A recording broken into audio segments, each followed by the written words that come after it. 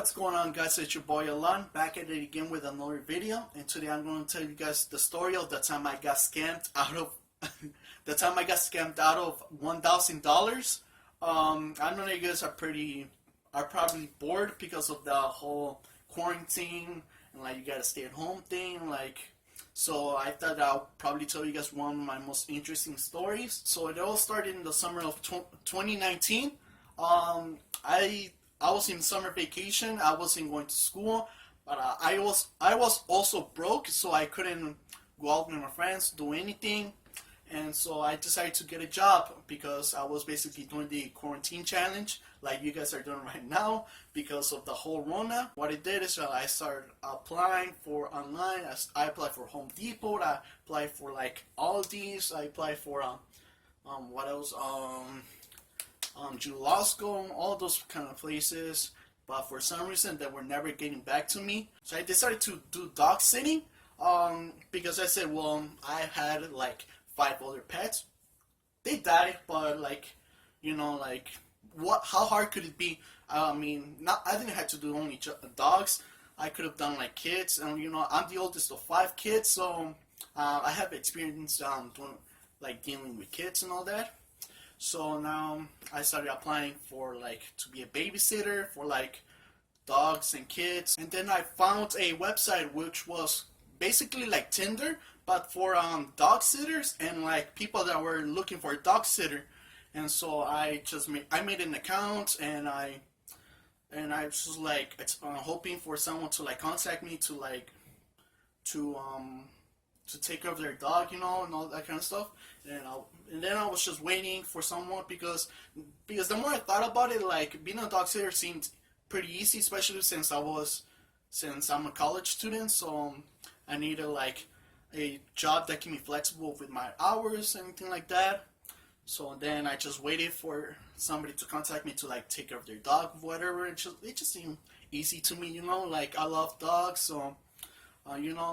Chilling with the dog all day, while they're going out to eat something or whatever, it just seemed like a good job, And then someone got into contact with me.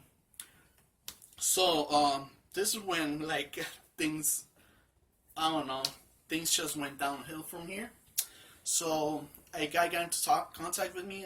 He emailed me, and I emailed him back. We exchanged emails about our information. And this guy seemed pretty legit. I'm not gonna lie. This guy showed me a picture of him, his family, his 2 dogs. He said that at the time he lived at Ohio, and that he was moving to Chicago for a job because he found a job at this school for special needs kids, deaf kids. And he told me that he was deaf, and so because he was deaf, we never got into contact on the phone. We only exchanged emails or text messages. He told me that he wanted me to start working for him, on late July, when that was the day he was gonna move into Chicago and an apartment.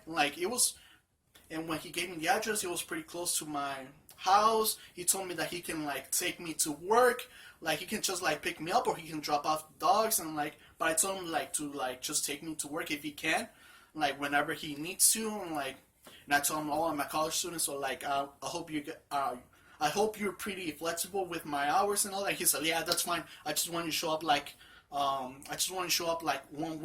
one day a week at least, or during the weekend. And I'm like, yeah, that's fine. He's like, yeah, alright, that's cool. And I'll pay you $400 a month, 2 dogs each week. To me, that was fine, And I was able to go to school, things. It just seemed like the perfect job, And then he told me, okay, I'm gonna send you a check of $2,700. And what he needed me to do was to buy online a couple of supplies for his dogs. I believe the reason that he wanted to is because he didn't have a lot of.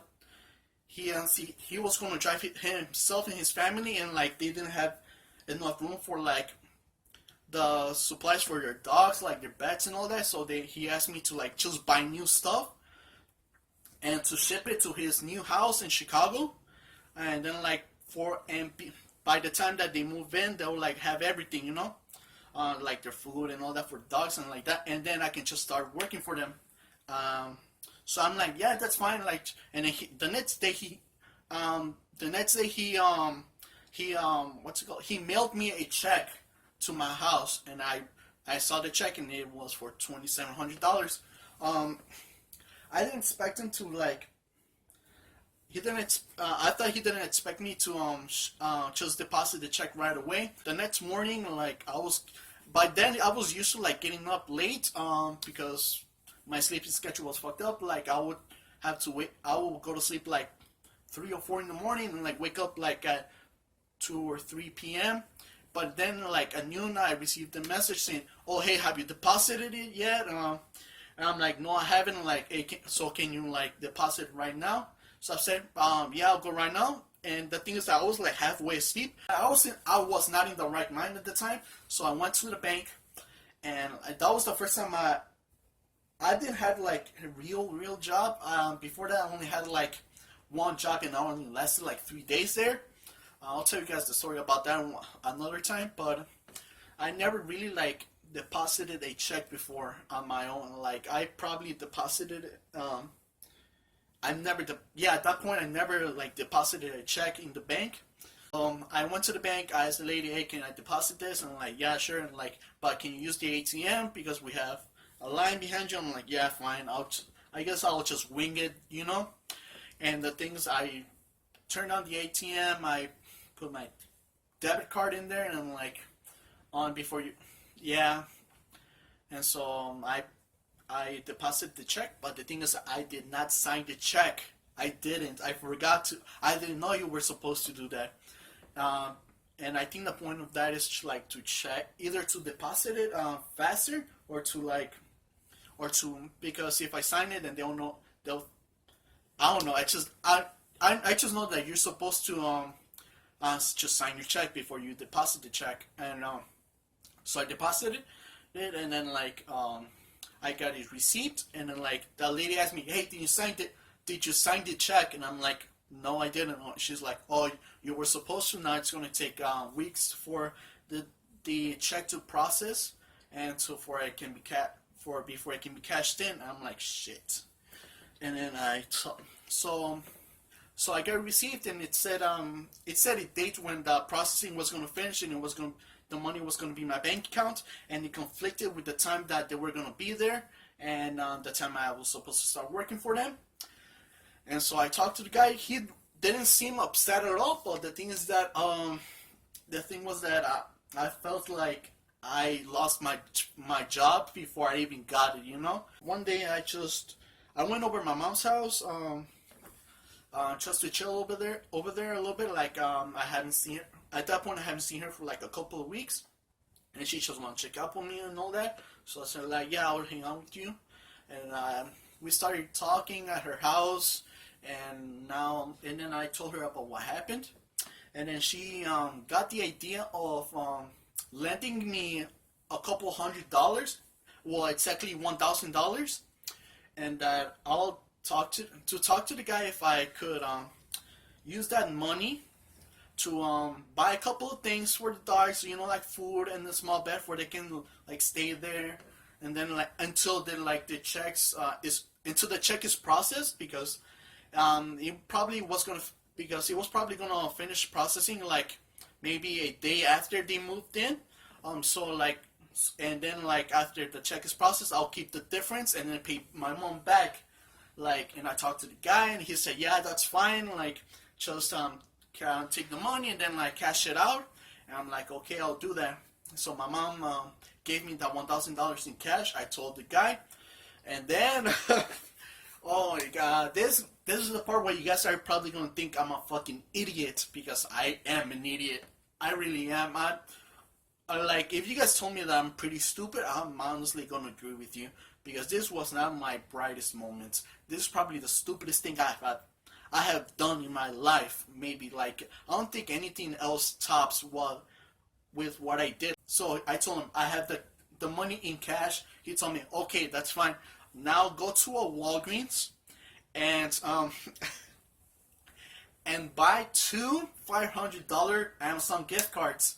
And I told him like, oh, why do you need me to do that? I'm like, he's like, oh, don't worry, just do it for and to send him the codes of the Amazon gift cards.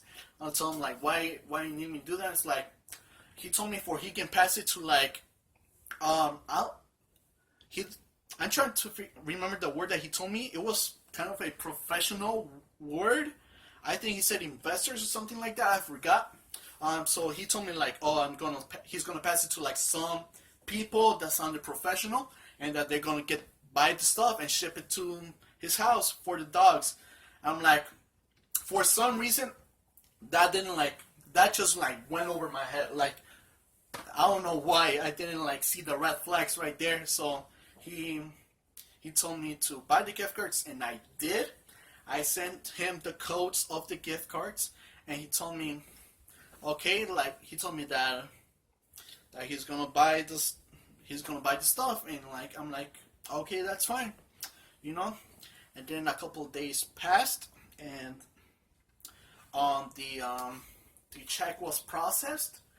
And then I checked my bank account, and my bank account did not change at all. I called the bank, told them, oh, hey, I deposited a check a couple of weeks ago. Do you know what's wrong? And they said, oh, the check was fraudulent. And I'm like, what do you mean it's, what? Like, what do you mean it's fraudulent? As in, like, it's a fake check? And they're like, yep. I'm like, oh, thank you for your time. I hung up and I just started crying. I cried like a baby, like, oh my god. Like, the worst thing was telling my mom that we lost $1,000. And then I told her, and then she got mad. Oh my god, it was bad. It was really bad, honestly. So the next thing I did is I contacted.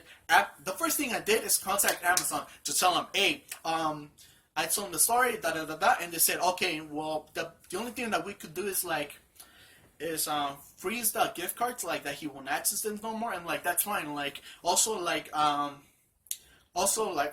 probably by then he just bought a bunch of like shit for himself, because at that point I knew that like it wasn't for the dog. So I told him, hey, can you like go to this guy's account and just like whoever used the gift cards to like cancel all the orders, all the stuff that he had for like that can get back the money. And he said, no, we can't, because that'll be violating his privacy. I'm like, what do you mean his privacy? He's fucking stealing money from me. And like, sorry, that's all we can do. I'm like, fuck. And so they froze the check, and they only had, not the check, the fucking gift cards. And the gift cards altogether, they only had like $200 left. And they said, and then they sent it to my Amazon account.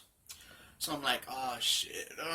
And then so the next thing I did is I contacted my bank about it, and like to report a fraud and all that. It was just a long process. Like I was on the phone for like hours, almost all day, probably like 6 to 7 hours. I was on the phone with like the Amazon, with the bank, and then next thing you know, I contacted the police on the crime, on the fraud, and like they told me. And then they just told me like, oh, they'll see what they can do and all that. And they told me since it was a fraud, they emailed me a link of like a page, not a website, but a page of the FBI, which I can make a report, and like the FBI will like get into it because they have better resources than the police. I contacted the FBI. I'm basically telling them the abridged version of like the story I'm telling you guys right now. Like I was scammed, and I lost almost $1,000, and I'm still waiting on that email, like for them to email me back, and was surprised because I still don't have the money back. Their plan was so like elaborate, on paper it didn't seem like they thought this through, because it was so reliant on me not signing the check, and it was so reliant on my mom offering me. It was not my idea. Like, I'm not saying it wasn't my fault, or like, I'm not putting the blame on my mom for like giving me the money. Like, it was my fault. Like, I should have seen seen this coming, but like it wasn't my idea to give them $1,000. Like they didn't suggest it to me. They didn't tell me, hey, can you ask your mom for money or anything like that. I'm like no, they just said, oh, okay, that's cool. And like we'll just wait for the money of the fraudulent check. So that's why I didn't like think that it was a scam, because it was just like too reliant on me making a mistake, me and my mom making the mistake. Because if you think about it, if I would have signed the check, like I would have found out it was fraudulent, and then like I would have known that they were trying to scam me. Like it's not like they're gonna scam me out of their own money. Honestly, like I try to think, how the hell did they like pull this off? Like I was basically, you know that meme of like the guy from the show It's Sunny in Philadelphia, and like that guy's just like behind a board with a bunch of fucking with a bunch of strings and pictures in there, like some kind of conspiracy theory. I was basically like that. So yeah, that was the story. If you guys want to hear more, like just like and subscribe. Comments like what you liked about it. Tell me I'm an idiot because I deserve it. And I'll see you guys in the next time. I'm out. I have no idea how to end this video. Sorry, this is all new to me. Whatever. You guys know.